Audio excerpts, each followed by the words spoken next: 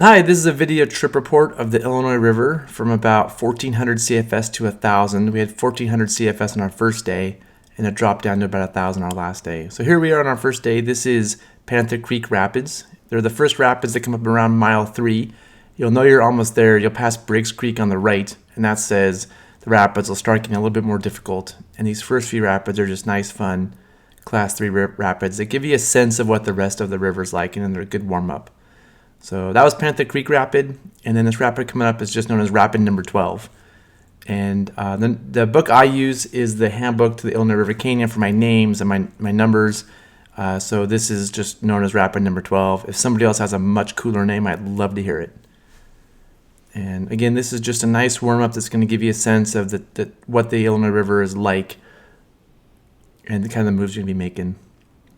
And if you look downstream from here, you'll see a big boulder in the middle of the river. That's the next rapid. That's just known as Rapid number 13. Here I am entering Rapid number 13. The big boulder is to my left right now. You can't see it in the frame, but I just passed by a big boulder. And in this rapid, I generally kind of go right. There's multiple lines here, but in most flows, right works pretty well. But definitely worth making your own decisions and possibly scouting if you're timid.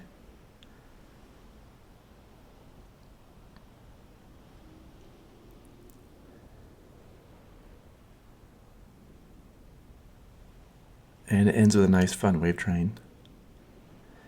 The next rapid, this is Labrador Creek Rapid. Labrador Creek enters on the left, and this is just a couple minutes past Rapid number 13. And again, the run varies with flows and kind of what boat you're in, but I typically try to start on the right and kind of make my way to the left.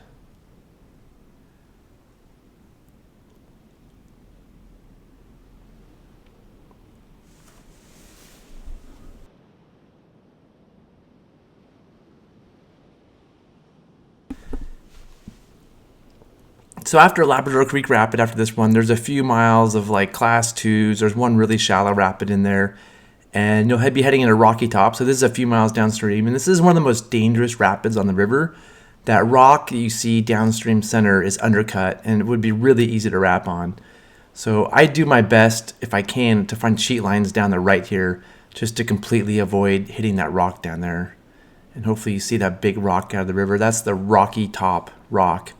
And again, one of the most dangerous spots on the Illinois. So I just try my best to take a right line here when it's available. And it's usually available at flows around 1200. At lower flows, you might be forced down the middle and have to avoid that rock. Next up is York Creek. This is a little bit past Rocky Top. And this is just a fun, this is a classic Illinois rapid. If you're coming into it, you don't really see the entrance. The river spreads out, but there's a nice entrance on the left that heads into the bigger features on York Creek Rapid.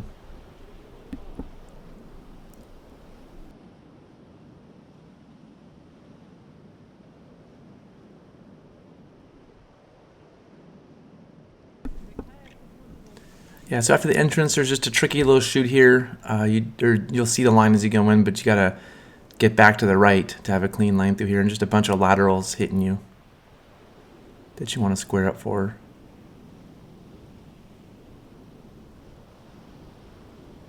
And then after this part, I generally try to get right for the next part.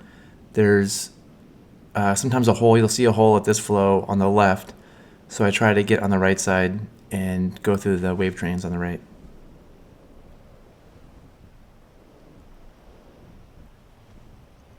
Like I said, you see that hole right there is a pretty decent sized hole on the left. Right there.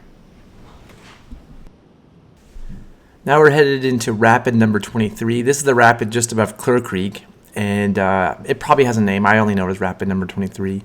And there's kind of a shallow right side I usually take, and it just sends you into this wall on the left. And so I go through here and just try to back off the wall and not slam into the wall. It's pretty common for people to hit the wall. It's a common place to flip, but you want to be really careful here because Clear Creek, which is a pretty big rapid, is just downstream. So you can see the entrance of Clear Creek at the end of this pool. So here I'm headed into Clear Creek Rapid. You can see, if you look down there, you'll see Clear Creek flowing down the side of the rock into the river. And I see a lot of flips here, more than anywhere else, because nobody really takes it seriously sometimes. There's a few places to go and a few flips. And I'm going to take a pretty far right line trying to get back left, but you can actually at 1400 be 6 feet left of me right now, and it's a little bit easier. And people flip on the rocks I'm going to hit right here. People hit that sideways and flip quite a bit. And at higher waters, there's a hole on the left there that people flip in as well. And again, there's Clear Creek down there. This is one of my favorite rapids. This is rapid number 29. It's a really easy move down the center, but I really enjoy this chute to the right. So I take it when I can. Again, we had 1400 CFS. That's a good flow to take the chute. And a nice thing about taking that chute is there's a really cool pour over surf wave here just past it. So the chute puts you in this eddy, and then you can go over and try to put the bow of a raft into this like pour over surf wave. That's super fun.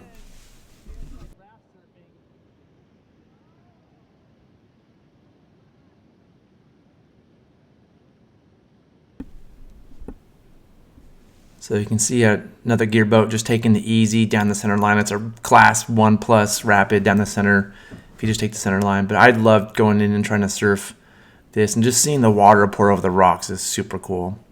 And at some flows, there's a really great kayak surf wave down the center here too. So catching the eddy sets you have to go out there and do some surfing. But this is just good, clean fun, putting the bow of your boat into this pour over hole.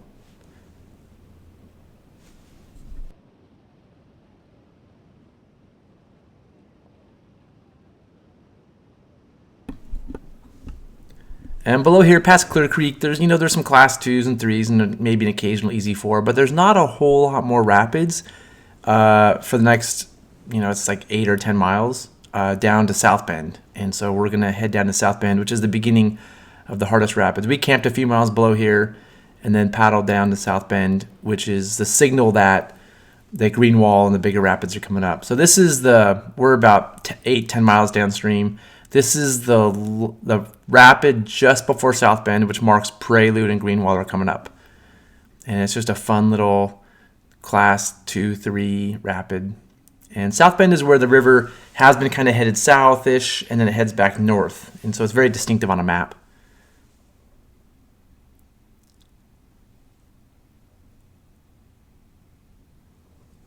And the one thing that gives away as you go through this pool, there's going to be a big red rock at the bottom.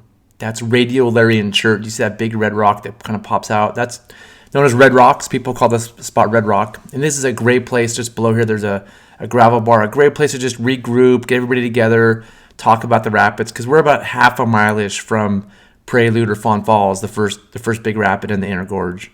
So again, I always try to regroup here, take a few minutes. This is also a great camp for like 3 or 4 people. Maybe 5 people, maybe 6, depending on you.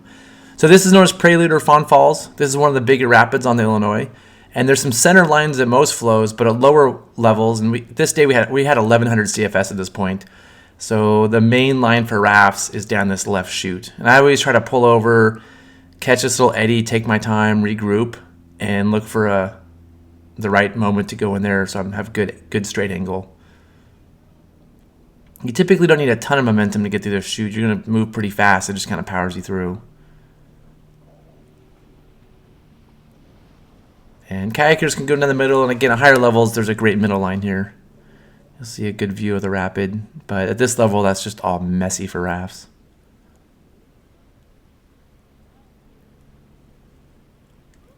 So soon after Prelude, you'll eddy out on the left and do the long scout down to Greenwall. Here I am heading into the entrance of Greenwall, and it's just a tricky entrance. Actually, a surprising number of people. I've seen people pop oars up here. There's places to flip up here because you're so focused on what's downstream. I'm very cautious in this entrance section, and I scout it actually more than the rest of the rapid because this is a bad place to make a mistake. And there's a few ways to go in these rocks at this level. We're at about 1,100 CFS right now. I like to power through this little channel, and there's a hole in the center here that can flip a raft. So that hole just to the right actually messes up a lot of people, and because they're so busy focused on what's downstream and miss that hole in the scout.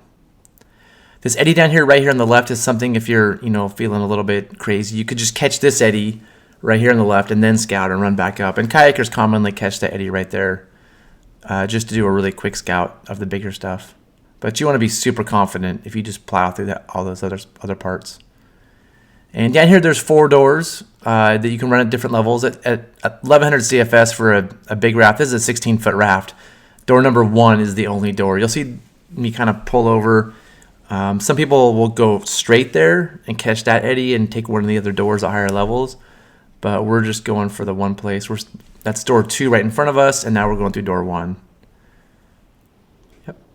And then below here, you have more time than you think below here to get set up. Again, about 1100, 1200 CFS, there's a big hole down here we call Harvey.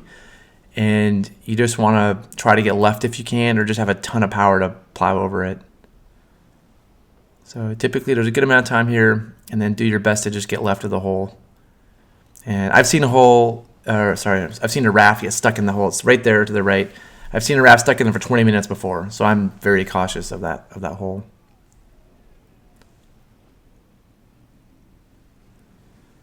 So below Greenwall, the next one is Little Greenwall, and this one actually gives people more problems than Greenwall, because you scout Greenwall, you typically don't scout Little Greenwall, and it's kind of confusing, and the bottom is hard to just read and run. So I highly recommend scouting Little Greenwall if you can. There's a number of ways to enter. That's the center. There's a right, there's a left. And down here at the bottom, most of the river goes to the right and goes through a pretty big hole. The left side's typically steep. The right side typically flushes. I'm always pretty motivated to get left so I can miss that rock that's downstream. But there's a lot of ways to run this bottom part. Yeah, and you can there's a right channel just below here to the right. Boats do fit through there, but it's not pretty. So again, I'd highly recommend scouting Little Greenwall if you can. I see people style Greenwall all the time and then have major problems in Little Greenwall, including me. That's my nemesis rapid. So this is my favorite rapid in the Inner Canyon. It's just known as rapid number 103. It's just through these little channels, beautiful watercolors, cool rock walls. I just love this spot. And this takes us down through some flats through rapid number 104. And there's a place in the Chetco almost exactly like this. So when I go through here, I always think about the Chetco, and I love this little canyon.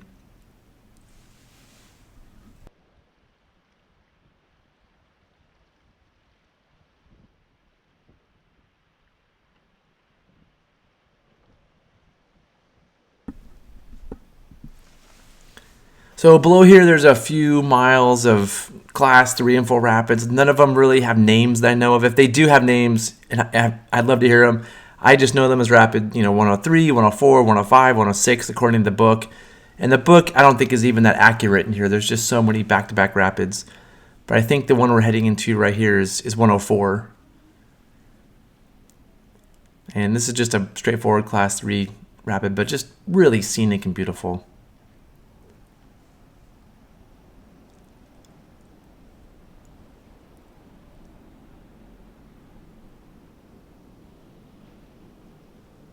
And at high water, this part is really continuous. Flows above 2,000.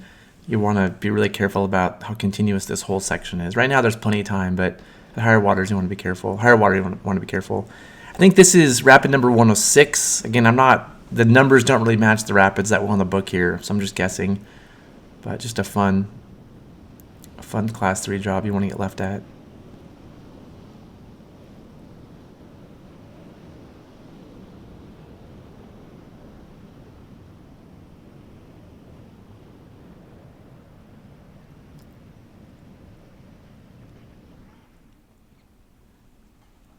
And this is another one, just beautiful clear water above. It looks incredibly tight from above, but there's a nice line down the center.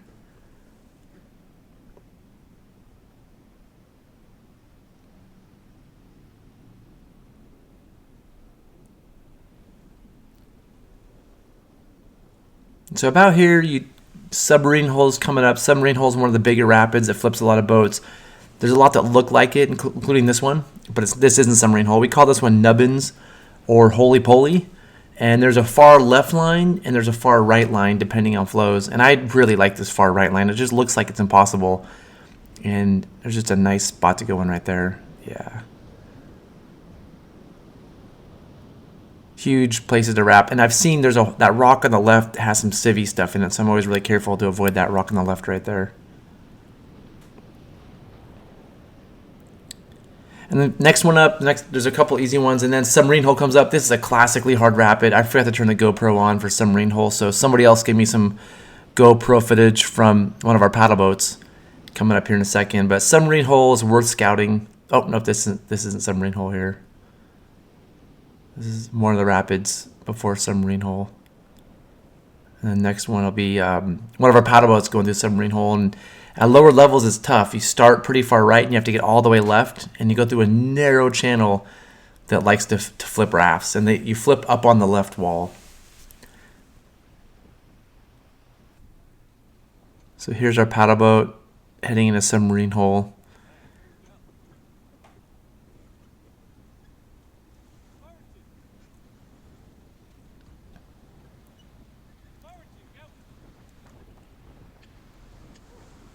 So now you got to get all the way to the left. The right side's really nasty, so you want to take this little channel on the left. And that wall on the left, boats ride up on it all the time and flip. So hitting it straight like this is great to avoid the flip. So that's it. Thanks for joining me, and hopefully I'll do more of these on our upcoming trips at different levels.